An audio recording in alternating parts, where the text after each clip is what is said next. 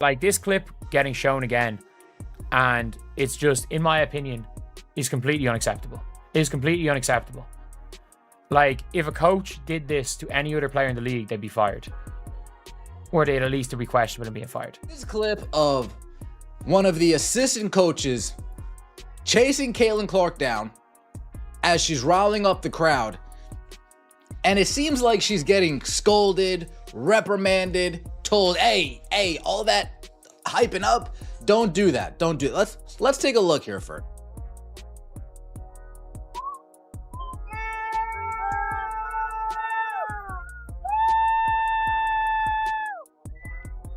Now here we go. Body language doctor. Body language doctor is out and about. Caitlyn Clark's like, what the hell is this? This viral clip of an Indiana Fever assistant coach physically grabbing Caitlyn Clark while she's hyping up the crowd is nothing short of outrageous. It's not just a bad look, it's completely unacceptable. If any coach in the WNBA, or any professional league for that matter, did this to another player, they'd be out the door faster than you can say, technical foul. At the very least, their job would be on the line, but here we are, watching Caitlyn Clark, the Indiana Fever's golden ticket, the player single-handedly filling arenas, selling out merch, and dragging this franchise from obscurity to relevance, being treated like she's committed a crime for daring to celebrate. This isn't just a one-off misstep, it's a glaring symptom of a deeper, more troubling issue within the Fever's organization. Let's break it down. Caitlyn Clark, the generational talent who's been shattering records since her Iowa days, steps onto the court and does what she does best. She lights up the floor with a step-back three, turns the crowd into a roaring sea of joy, and makes the Indiana Fever look like a competent franchise for the first time in years. The energy is online is talking about this play during one of the games where, as you're going to see, one of the coaches for the Indiana Fever just went and pretty much almost tackled Caitlyn Clark for getting the crowd riled up. Man, why is she doing it? And I want to say that's this lady right here, Karima Christmas Kelly, one of the assistant coaches. And as you seen right there, she just seemed to have went and grabbed the Caitlyn Clark as Caitlyn Clark was trying to get the team, the crowd, years. The energy is electric. The fans are on their feet. And for a moment, it feels like the WNBA has finally found its spark. Then out of nowhere, boom. Assistant coach Karima Christmas Kelly storms over and grabs Caitlyn mid-celebration, yanking her back like she's a disobedient puppy who wandered too far from the leash. The look on Caitlyn's face says it all. Pure, unfiltered confusion tinged with a flicker of, did that really just happen? It's not anger or pain. It's the dawning realization that even the simple act of celebrating a big play requires a permission slip in Indiana. This moment, now a meme circulating across social media, isn't just a fleeting embarrassment. It's a snapshot of a franchise that seems hell-bent on dimming the brightest star the WNBA has seen in years. Caitlyn Clark. I don't think it's any secret that I'm not a fan of the Indiana Fever backroom staff. I'm not a fan of what they're trying to do to Caitlyn Clark, and I fully believe they're trying to dim the flame of Caitlyn. And they're trying to make her fit in to what the WNBA used to be, rather than fit out and be her. I mean that. Like, that is my opinion, and there's no question about it. Caitlyn Clark isn't just a player, she's a phenomenon. She's the rookie who's boosted the Fever's valuation from a modest $90 million to a staggering $340 million in a single season. She's the reason arenas are sold out, home and away, with jerseys flying off shelves and media coverage skyrocketing. Last season, she accounted for 26% of the WNBA's economic activity as a rookie, with league merchandise sales soaring by 234%. These aren't just numbers.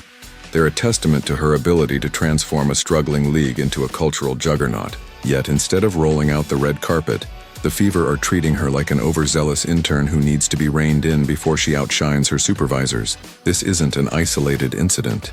It's the latest in a string of awkward, controlling, and borderline insecure decisions by the Fever's coaching staff and front office. From the moment Caitlyn was drafted as the #1 overall pick, it's been clear that the organization is more interested in enforcing a rigid, team-first culture than celebrating the player who's literally saving their league's relevance. They've mistaken micromanaging for mentorship, handing her a moped when they should be giving her the keys to a Ferrari. No question. Watch any Fever game. Has gotten to the point where she realizes if she gives the ball to Natasha Howard, not only is she not going to get the ball back, but Natasha Howard isn't even going to look in her direction. We have officially reached that. That is transpiring with the Indiana Fever, but I said this yesterday, there is definitely something going on within the locker room, the front office. Something is off, man. This is the third situation in one game we have had involving Caitlyn Clark and the coaching staff and pretty much another player. We had the Natasha Howard situation where Caitlyn Clark bent down to tie her shoe up because she knew Natasha Howard wasn't even going to pass her the damn ball. And I'm telling you right now, that whole situation is crazy in itself. Ever since DeWanna Bonner been gone, they have simply turned this thing into the Natasha Howard team. Watch any Fever game and you'll see it. Suspiciously early trips to the bench for rest, teammates ignoring her when she's wide open, and now this.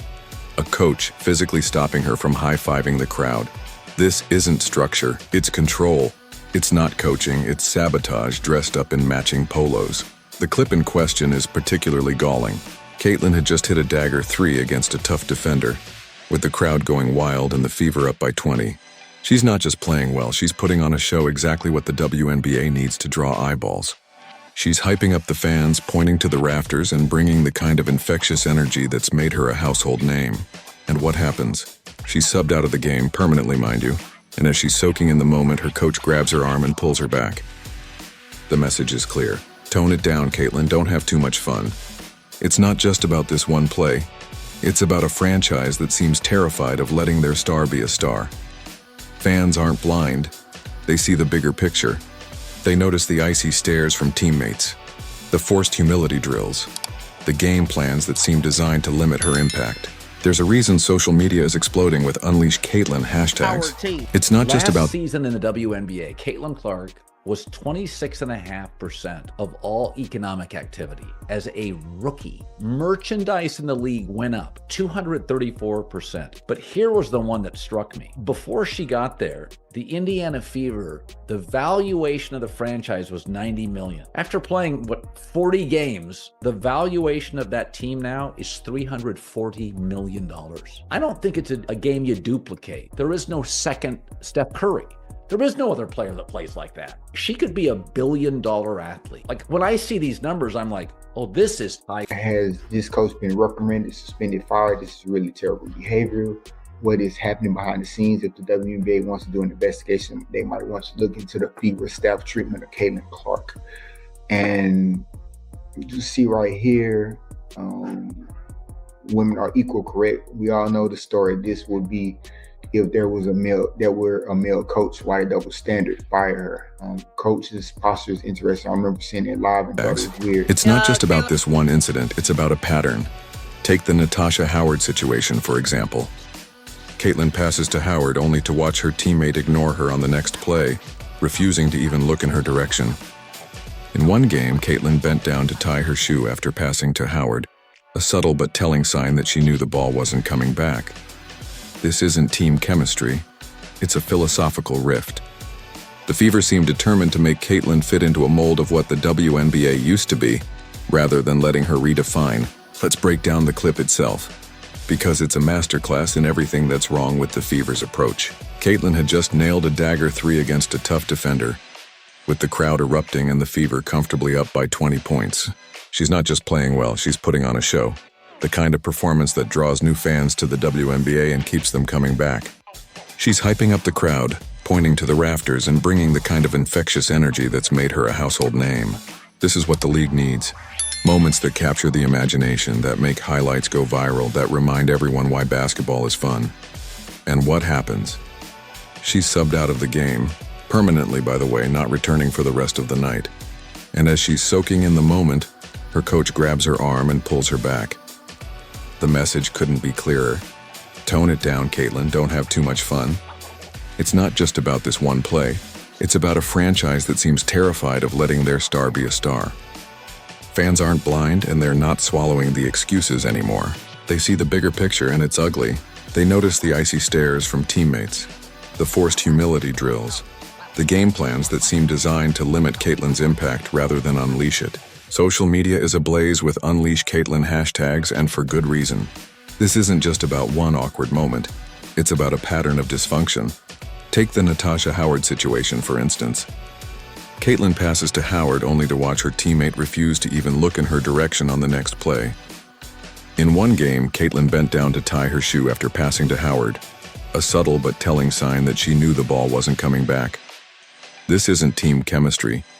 It's a philosophical rift, a clash between Caitlyn's dynamic, free-flowing style and a coaching staff that seems determined to make her fit into a mold of what the WNBA used to be. They're trying to dim her flame, to force her to conform to an outdated system rather than letting her redefine what the league could become. And let's not shy away from the elephant in the room. There's an uncomfortable dynamic at play here that goes beyond basketball. Caitlyn Clark, a white woman, is dominating a league that didn't have her demographic penciled in as the face of its future. She's not leaning into identity politics or playing the carefully curated underdog. She's just hooping, breaking records, and thrilling crowds with a style that's equal parts skill and swagger. But for a certain segment of the WNBA's old guard, her meteoric rise disrupts long-established narratives about who gets to shine. Her marketability, her charisma, her ability to draw casual fans, these are things the league should be celebrating with open arms. Instead, there's a subtle but persistent effort to shrink her, to humble her, to remind her, loudly or silently, that she's not supposed to rewrite the script this quickly. It's not just about basketball. It's about gatekeeping the league's story, and it's a problem the WNBA can't afford to ignore. The toll this is taking on Caitlyn is visible, and it's heartbreaking. Her trademark grin, that infectious spark that made her a fan favorite at Iowa, is fading. You can see it in the micro-expressions. A tight jaw when she's benched for no reason. A flicker of exasperation when a teammate bricks a shot instead of passing to her. A weary glance when she's pulled mid-celebration. She's still out there dropping historic stat lines, breaking 62 records in her rookie season, earning all WNBA first-team honors, and carrying the Fever to contender status. But the joy is slipping away. And who could blame her? She's navigating a minefield of fragile egos, petty politics, and a coaching staff that seems more concerned with keeping her in check than winning games. Imagine being the player who's brought more viewers to WNBA broadcasts than entire franchises have in decades, only to be treated like a liability who needs to be leashed. From a business perspective, this is absolute lunacy. Caitlyn Clark isn't just a player, she's a revenue-generating machine, a marketing jackpot the Fever stumbled into and are now inexplicably trying to fumble. She's filled arenas coast to coast, turned casual viewers into season ticket holders, and forced sports talk shows to prioritize women's basketball in a way they never have before. Any sane organization would be building statues in her honor, rolling out a red carpet lined with gold bricks, and thanking their lucky stars for her arrival. Instead, the Fever are clutching their clipboards, brainstorming new ways to ensure she never cracks a genuine smile again. It's like they found a gold mine and decided to board it up because it's too shiny. Newsflash, you don't smother your best marketing asset. You don't take a player who's single-handedly elevated your franchise's valuation by hundreds of millions and treat her like an intern at basketball camp. Every time she's yanked for no reason, every time a teammate ignores her on the wing, every time a coach manhandles her mid-cheer, that's a highlight and a piece of her confidence, dying in real time. The WNBA itself isn't blameless here. This is a league that's been desperate for ratings, for relevance, for a cultural moment to rival the NBA's biggest stars.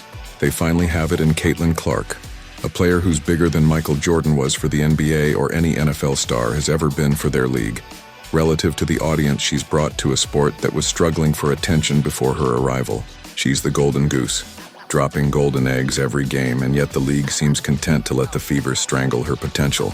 Instead of rolling out a velvet throne, they're shoving her into a cubicle with a 40-page rulebook on how not to overshadow the veterans. She's expected to slice up defenses while tiptoeing around egos, to smile but not too brightly, to celebrate but not too loudly. No wonder her expressions are shifting from determined to downright weary. Caitlyn isn't just dodging defenders anymore. She's weaving through a maze of petty politics and subtle sabotage, all disguised as tough love. And let's talk about the fans, because they're the ones keeping this conversation alive.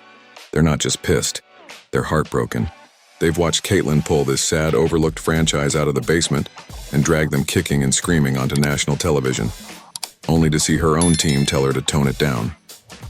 They see every awkward possession, every icy stare, every moment she's ghosted on a backdoor cut by a teammate who seems allergic to passing.